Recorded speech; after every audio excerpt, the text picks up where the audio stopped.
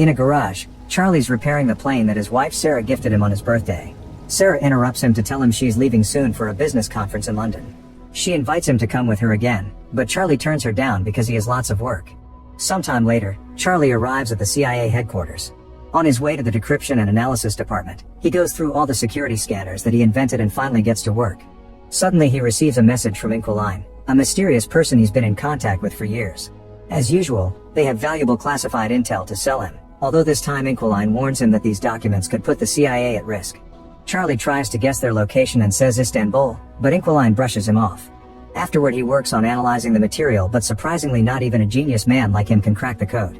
After lunch break, Charlie goes back to his office and gets a call from Sarah, who informs him that she's already arrived in London. However, Charlie already knows because he's been tracking her. They don't talk much because he's desperate to go back to the mysterious documents. Since he still can't crack the code, he takes his computer to the restricted area, where a more advanced system helps him progress faster. It takes him a while, but he finally opens the information in the documents, which leaves him in shock. These are top-secret government files revealing that a drone strike disguised as a self-deletion bombing was authorized and covered up. There are clips from the news reporting 150 casualties, including French Special Forces and Danish Marines. This whole operation was organized by Chief Moore, who is also Charlie's boss. That night at home, Charlie tries calling Sarah but she doesn't answer, so he leaves a voicemail.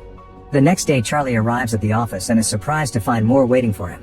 Moore takes Charlie to the office of O'Brien, who became director very recently. She explains that there's been a terrorist attack at a hotel in London and Sarah was one of the victims. Charlie refuses to believe it and wants to call Sarah, so Moore turns on the TV to show him the news. The reporter describes how 4 terrorists bursted into the hotel, took 4 hostages and killed 2 of them.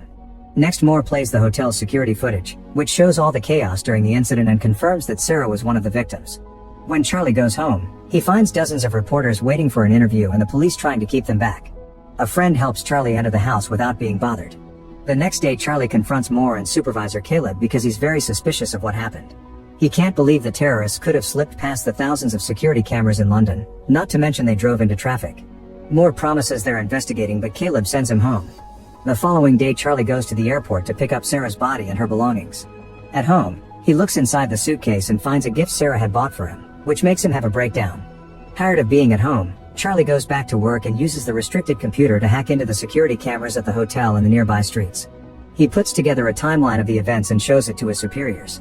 The 4 terrorists stole a vehicle in the East End, then entered the hotel through the service where they professionally scrubbed out all prints and DNA. Apparently they had a meeting with Impact Investments from Indonesia, but something went wrong and an argument started in the corridor. One of the firm's security men got angry, so a terrorist opened fire, killing one of the guards and leaving the other one in critical condition. Hotel security was immediately alerted and they called the police. Desperate to leave the building without getting caught, the terrorists entered the conference room and captured some hostages. Sarah was taken because she tried to help some of the attendants to escape. Charlie's run voice and facial analysis, so he's managed to get the identities of the 4 terrorists. They're Mishka from Moscow, a former South African Special Forces operative called Lawrence, mercenary Horst, and former intelligence officer Gretchen. Noticing Caleb's and Moore's lack of reaction, Charlie realizes they already knew all this. They tell Charlie they're already working on it and send him to see a therapist. The next day Charlie hides a chip in his ID badge and passes through security without the scanners detecting it. In his office, he prints all the classified files and uses a skimmer on the printer to make a digital copy. That night Charlie goes to a bar and keeps staring at a jukebox. The following morning Charlie confronts his superiors again using the printed files. He lists all of Moore's dirty missions, like bombing a Syrian hospital and striking an allied base in Yemen, which killed thousands of civilians. He threatens to take everything to the director and reveals that he's triggered a dead man switch. If he doesn't enter a code every 5 hours, the evidence will be sent to the most important news outlets.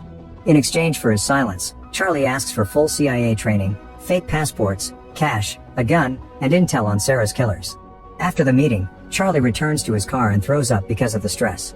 In the office, Moore says that the dead man switch is a bluff, but Caleb points out they can't risk it. They'll search for the trigger if it's indeed a bluff, then they can arrange a deadly accident during training.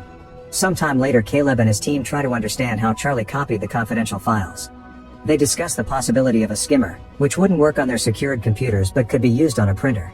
Charlie could have sent the files to the printer and used a magnetic strip to copy the data. Searching security footage they confirm that Charlie bought a magnetic strip at a store, but they still can't tell how he took it in and out of the building. The team also searches Charlie's house and eventually discovers he went to a certain bar twice. They go to the bar to search it and find an ABBA CD under the jukebox. Caleb chooses that CD in the jukebox catalog and only noise can be heard, so they take out the CD that Charlie left behind. Meanwhile, Charlie arrives at a CIA training facility, where he's welcomed by Colonel Henderson. They start at the shooting range, but unfortunately Charlie isn't a good shooter. He needs to get really close to the target to shoot the right spot. However, when it comes to making bombs, Charlie works outstandingly fast, impressing Henderson. Next, Charlie needs to learn his new identity, so Henderson harasses him and throws him around so Charlie can still recite his new information even under pressure. Lastly, they get the new passports done. That night, Henderson goes to Charlie's room and tells him he isn't a killer, but Charlie insists he wants justice. Then Henderson pulls out a gun and gives it to Charlie, asking him to aim at his chest. Charlie's hands won't stop shaking and he ends up lowering the gun. At the office, the agents spend several hours decrypting the information in the CD until they discover that Charlie had been bluffing about the dead man's switch. They immediately inform their superiors, unaware that Charlie is spying on them. It turns out that the chip he hid on his badge was actually a bug that he planted on the files he gave to his bosses. Moore immediately calls Henderson and tells him to arrest Charlie, however he's already escaped. After hanging up, Moore finally sees the bug on the files and talks to Charlie directly to tell him this is treason. Charlie gets rid of his earpiece before boarding a plane. Once Charlie reaches London, he goes through customs and starts making his way to Paris. His fake passport appears in the CIA's computer, so Moore sends Henderson after him. In Paris, Charlie rents a hotel room near the restaurant where Gretchen is frequently seen. Eventually she shows up and is close enough for him to start tracking her phone. Charlie then spends the day outside Gretchen's building and waits until she's gone. When a tenant comes out, he uses the chance to get inside. Then he follows an online video to pick the lock of Gretchen's place. Charlie begins searching the apartment and takes pictures of Gretchen's schedule. He also finds a gun in a drawer, so he decides to keep it. At that moment his tracker warns him that Gretchen is coming back, so he rushes to the stairs to wait for her. However, when she finally comes home, he can't pull the trigger. Feeling disappointed, he rushes back to the hotel and pretends Sarah is waiting for him. After calming down, he takes a close look at the pictures and learns that Gretchen has been going to the hospital often. Hacking into her health history reveals she has allergies. The next morning, Charlie buys tons of flowers. Then he waits at the cafe until he sees Gretchen and follows her to the hospital. Gretchen is going through some tests, but the doctor notices that the computer screen is malfunctioning, so he leaves the room to request help. Charlie comes in dressed as a doctor and locks Gretchen inside the machine. She starts to panic, but Charlie ignores her while filling the chamber with pollen. The doctor and a nurse hear the noise, but the door is locked too. Gretchen starts to get weak because of her allergies, and Charlie says he'll help if she tells him where to find Horst, since he's the one who shot Sarah. The allergies don't let Gretchen talk, so Charlie opens the chamber, only for Gretchen to push him against the desk. They start fighting all over the room, throwing each other against every piece of furniture. Charlie takes out his gun, but Gretchen brings him down and opens the door to finally run away. A desperate Charlie follows her to the street, but before he can shoot, Gretchen is struck by a car. Horrified by the body, Charlie forces himself to come closer to grab her phone. Then he runs away and throws the lab coat in the trash. At the hotel, he washes off all the blood and packs his things. That night he goes to the bus station and buys a ticket for Marseille. Soon the news of Gretchen's death reaches the CIA. O'Brien questions more about this, and he only says that Gretchen appears to have been killed by one of their own. That night Charlie goes to a bar and drinks a lot to drown the guilt he feels over Gretchen's death. He thinks he sees Sarah dancing, but a closer look reveals it's a woman that looks like her. Then Charlie notices Henderson approaching him and panics. He pushes people until he manages to leave the bar and runs through the streets until he finds a different bar to hide in. Henderson follows him there too, so Charlie rushes to the bathroom and locks the door. Unfortunately, there are no windows here, so Charlie has no choice but to come out. He joins Henderson at the bar and learns that he found him by tracking Gretchen's phone. After a short chat, Charlie reveals a timer on his phone and runs out before a bomb explodes in the bathroom. Chaos takes over the bar and Henderson loses sight of Charlie. The tracker on his phone doesn't work anymore either. The next morning Charlie contacts the Inquiline to get their help and leaves on a cargo plane to Turkey. In Istanbul, he goes to a restaurant and texts Inquiline.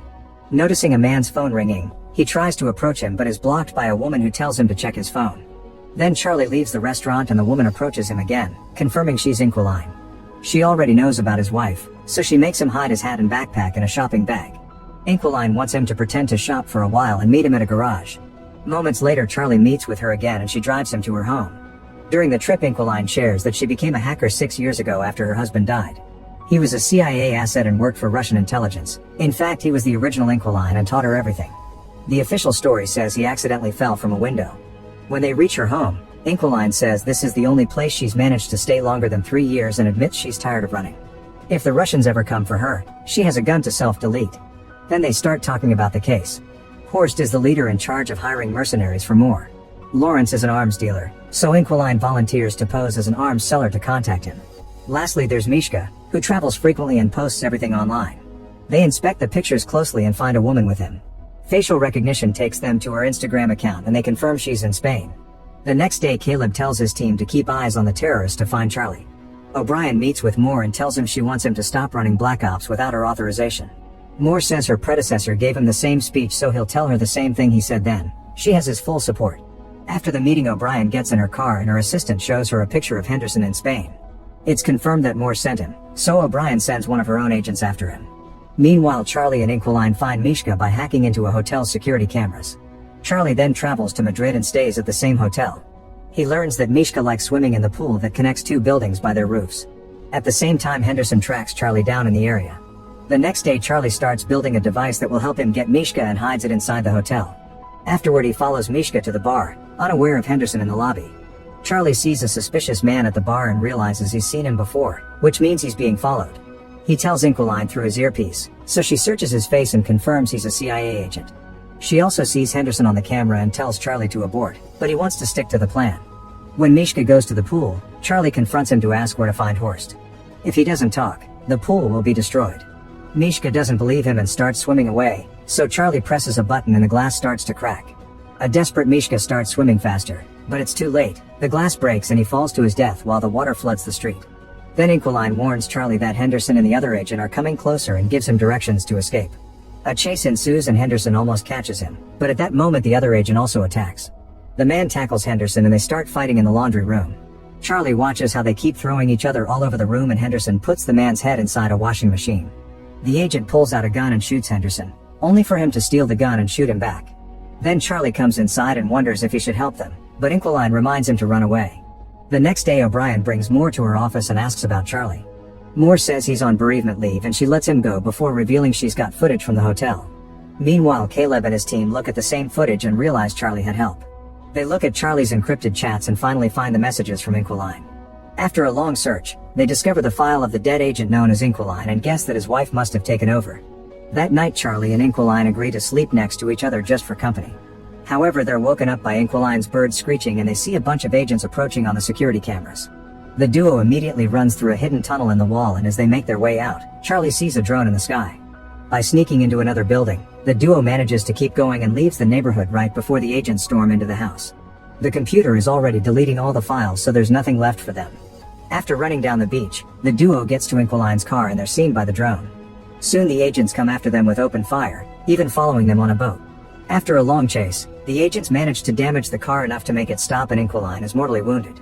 Charlie has no choice but to push the body to the other seat and take over the wheel so he can keep driving until he finally loses his pursuers. Later, he leaves the car in the garage and kisses Inquiline goodbye. The next day, Charlie contacts Lawrence and pretends to be an arms dealer to arrange a meeting. Then Charlie buys new electronics and travels to Romania. In an abandoned building, he records his own face and hacks a security feed in Berlin. Now the CIA thinks he's in Berlin and sends their people there. When Lawrence finally arrives, he finds a ringing phone on a chair. Charlie tells him to look inside a box and Lawrence finds a bunch of bombs. If he moves, they'll detonate. As Lawrence notices a picture of Sarah in the box, Charlie appears behind him asking Horst's location and promising to deactivate the bombs if he cooperates. Lawrence explains that Horst operates in Russian waters and typically receives deliveries at a Baltic seaport. Charlie then asks how to contact Horst, so Lawrence says he only gets messages through secret codes from his men. All the numbers and names are on his phone, which he tosses on the ground. After grabbing the phone, Charlie leaves and hears the bombs killing Lawrence in the other room. Soon the CIA gets the news of Lawrence's death in Romania and they realize they've been looking at fake footage. Later in a Russian hotel, Charlie imagines Sarah with him and opens the gift. It's a puzzle that he solves quickly and has a sweet message from his wife inside. In the morning, he goes to the port and sees a suspicious vehicle. He sends the code to Horst's men and sees a guy by the suspicious car check his phone. He follows the man and takes pictures of his boat before leaving. After buying some tools, Charlie goes back to the hotel and tracks down the yacht that the boat belongs to by searching its registration number. He also studies the sea routes Horst might be using. In the morning, Charlie approaches the boat and someone knocks him out from behind, causing him to drop Sarah's puzzle. Charlie is taken to the yacht where he finally meets Horst, who found the bomb Charlie hid earlier. Horst has noticed that Charlie killed the others indirectly and thinks he's not capable of doing it face to face. He hands Charlie a gun and asks him to do it, but Charlie can't and puts the gun down. Suddenly the yacht starts turning into the opposite direction and the crew panics. Charlie reveals he's taken control of the yacht, which is CIA administered. Since he worked on the protocols that protect this yacht, it was easy for him to hack into it and send it to Finland. Soon the yacht is surrounded by the Finnish Navy and Interpol, who immediately arrest Horst and his men. Sometime later, O'Brien gives a press conference to announce they've arrested all the dirty agents that have been using the CIA's resources for illegal activities. Charlie is approached by Henderson, who tells him he's proud of what he's done. After visiting Sarah's grave, Charlie goes home and finally takes the plane for a ride.